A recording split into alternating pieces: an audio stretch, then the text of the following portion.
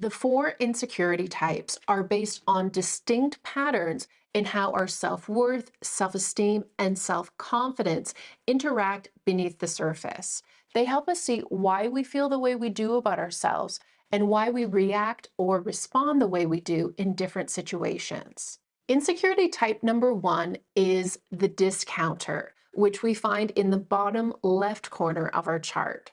The discounter is marked by conditional self worth, low self esteem, and low self confidence.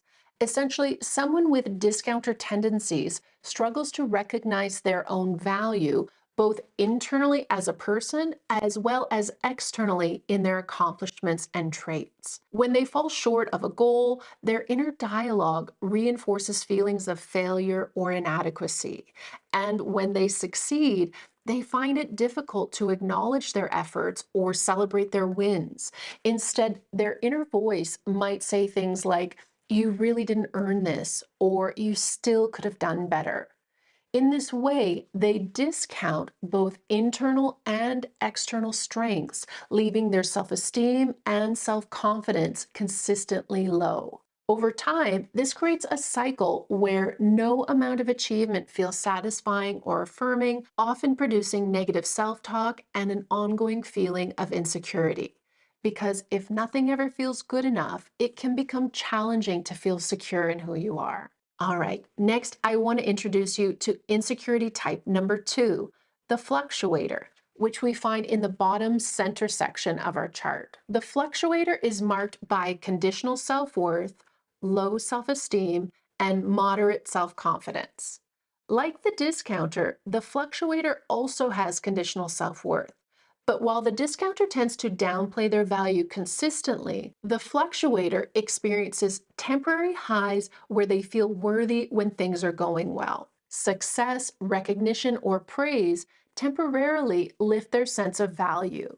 But when life takes a turn through failure, criticism, or being overlooked, that sense of value collapses just as quickly. Essentially, their self esteem spikes in good times but crashes during challenging times. And instead of disappointment staying focused on the situation, it turns inward, becoming shame or insecurity about who they are as a person. So, although the fluctuator may perceive themselves as having higher self esteem at times, the fragile nature of their conditional self worth means that these dramatic swings are not signs of healthy self esteem at all, but rather another form of low self esteem. Okay, next we have insecurity type number three, the controller, which we find in the bottom right corner of our chart. The controller is marked by conditional self worth, low self esteem, and high self confidence.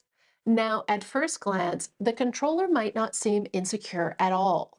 They often appear successful, capable, and self assured with consistently high self confidence. They know their strengths, take pride in their achievements, and are usually seen as high performers by those around them. But with their consistently high self confidence, the controller often unknowingly builds their self image on performance, achievement, and control. And as long as life continues to reinforce their capabilities, this seems to work.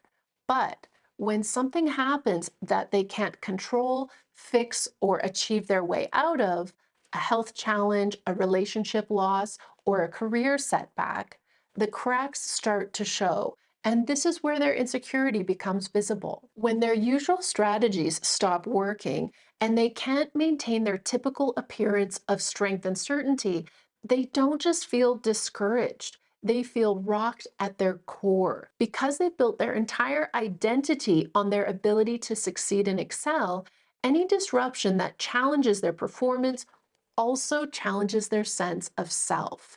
They may think, "This isn't like me," or "Why can't I bounce back?" And at some point, they'll be faced with the reality that their self esteem was never as stable as they thought. Now, while both the fluctuator and the controller tie their sense of security to external circumstances, they respond to challenges in very different ways. The fluctuator tends to accept the dips that come with setbacks, viewing them as temporary moments to recover from.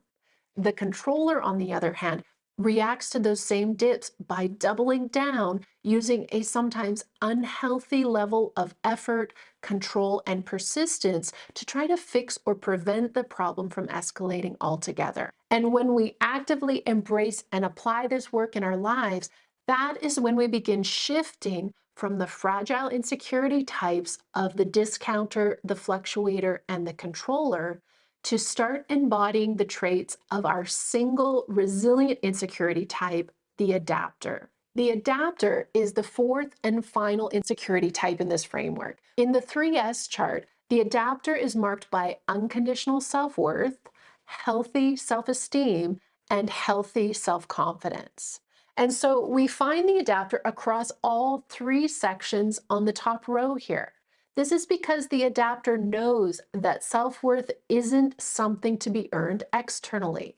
It's something that's built and recognized from within, which gives them stability through both success and setbacks. And while their self-confidence may fluctuate with circumstances, it doesn't shake their deeper belief in who they are. Because they see both success and failure as essential to growth, they approach challenges with curiosity rather than with self-criticism, protecting their self-esteem from the same fluctuations that affect self-confidence.